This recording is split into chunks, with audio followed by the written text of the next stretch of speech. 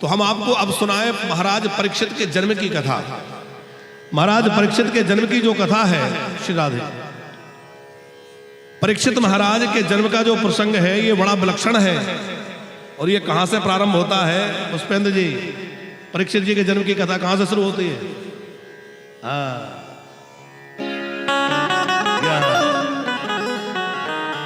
यदा मृदे कौरव संजयाना वीरस्वतो वीरगतिं ब्रकोदरा विद्यगदावमनसो भगदोरुदण्डे धृतराष्ट्रपुत्रे।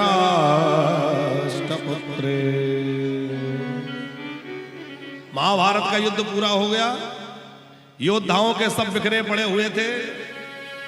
दुर्योधन घायल अवस्था में युद्ध भूमि में पड़ा है, जंघाएं टूट चुकी हैं, भीमसेन की मिसाल गदा से उर्दंड खंडित हो चुके हैं। चीत्कार करता हुआ, संतप्त होता हुआ पड़ा है।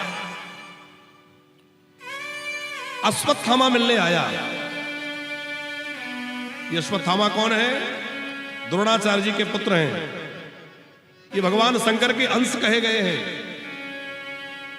और सप्त चिरंजीवियों में पहला नाम अश्वत्थामा जी का है।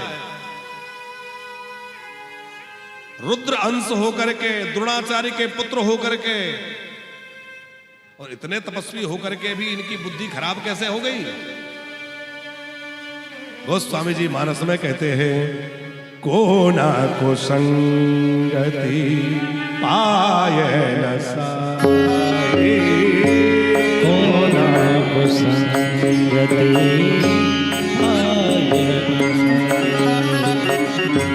राही ना नीच मते चतुराई,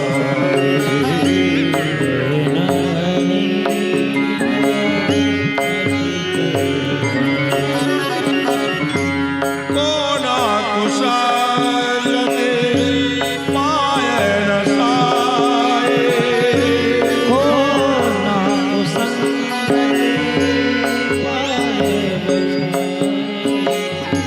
राही नणी चमते चतुराई।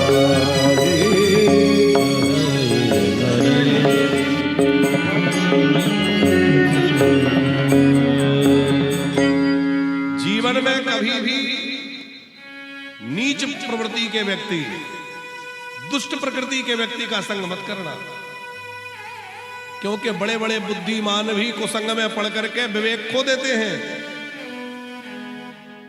अश्वत्थामा का विवेक शून्य हो गया। दुर्योधन से पूछा क्या चाहते हो? दुर्योधन ने कहा चाहता तो था कि पांडवों की मृत्यु देखूं, पर अब तो संभव नहीं है।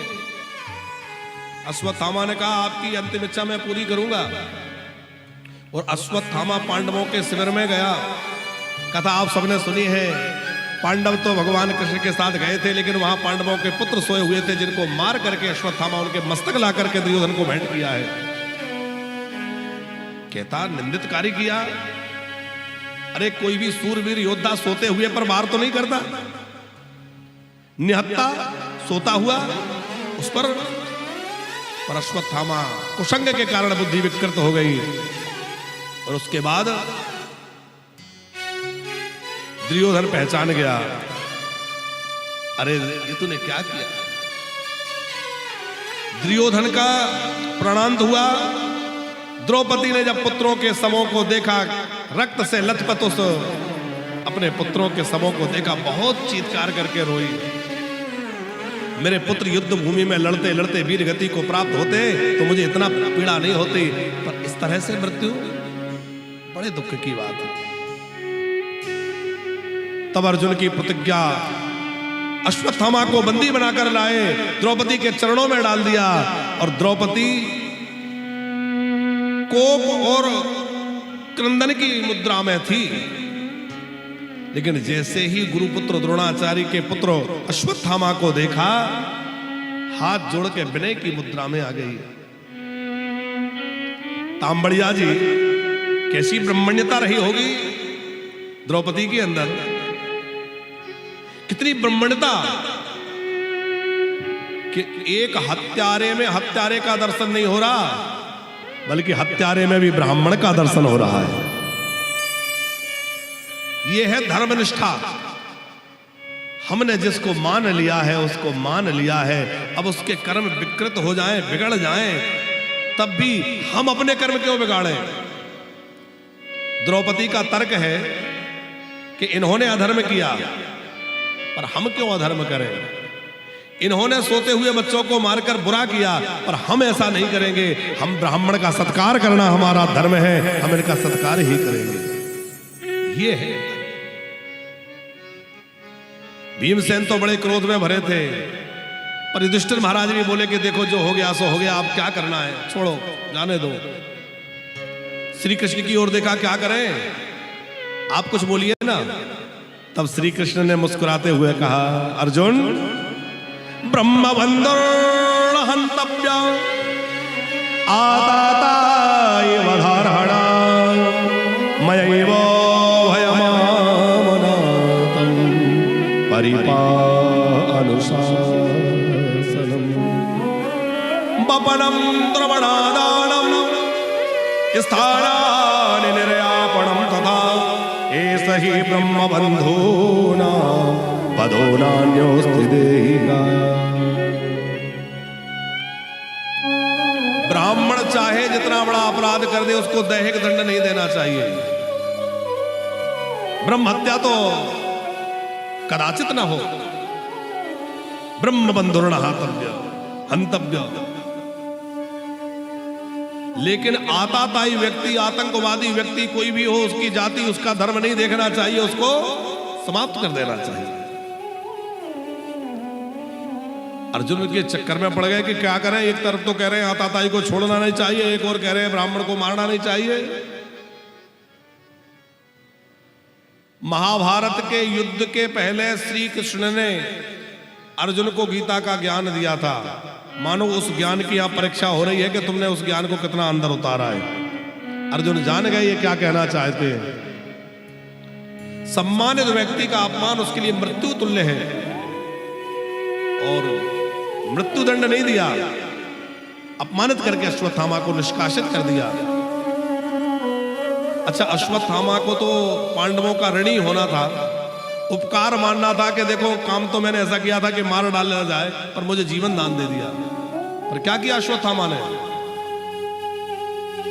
उत्तरा के गर्भ पर पांडवों पर अस्त्र छोड़ा। उत्तरा ने रोते हुए द्वारिकाधीश की शरण ग्रहण की। और धन्य है उत्तरा की शरणागति। देखो, उत्तरा ने ना तो अपने ससुरों से कहा, पांडवों से नहीं कहा कि हमें बचा लो, मंत्री महामंत्री किसी से नहीं कहा मेरी रक्षा करो। किससे कहा? श्री कृष्ण से। क्योंकि द्रौपदी ने समझाया था, बेटी जब जब मेरे जीवन में संकट आया, सबको बुला के देख लिया, कोई नहीं आता। संकट की घड़ी में यदि कोई आता है तो मेरा कन्हैया आता है, बाकी सब तो मुंह मोड़ के चले जाते हैं। द्रौपदी समझा के गई है, समझाया है, इसलिए उत्तरा ने पाहि पाहि महायोगिन देवदेव जगत्पते नान्यं तदभयं पश्य यत्र मृत्यु परस्परम। बड़ी अद्भुत प्रार्थना करी, पाहि माम पाहि माम। हे भक्तवत्सल, हे जगतपते, मेरी मृत्यु हो जाए मुझे इसका कोई सोच नहीं है, पर मेरे गर्भ नष्ट ना हो, क्योंकि पांडवों का वंश समाप्त हो जाएगा। भगवान उसके गर्भ में गए, उत्तरा के गर्भ की रक्षा करी, पांडवों की रक्षा करी और ब्रह्मास्त्र को शांत कर दिया। अच्छा, भागवत को सुनाने वाले कौन है? सुखदेव जी। और भागवत को सुनने वाले कौन है? परीक्षित जी। सुखदेव जी का नाम है ब्रह्मरात और परीक्षित को कहते हैं विष्णुरात। सुखदेव जी को भी मां के गर्भ में भगवान का दर्शन हुआ है। जब सुखदेव जी मां के गर्भ से बाहर नहीं आना चाहते थे, भगवान की माया से डर के, भगवान ने आके कहा कि भैया मैं वचन देता हूं मेरी माया तुम्हें प्रभावित नहीं करेगी, आ जाओ। तो मां के गर्भ में ही द्विवेदी जी, मां के गर्भ में सुखदेव जी को भगवान का साक्षात्कार हो गया और परीक्षित को भी मां के गर्भ में भगवान का दर्शन हो गया।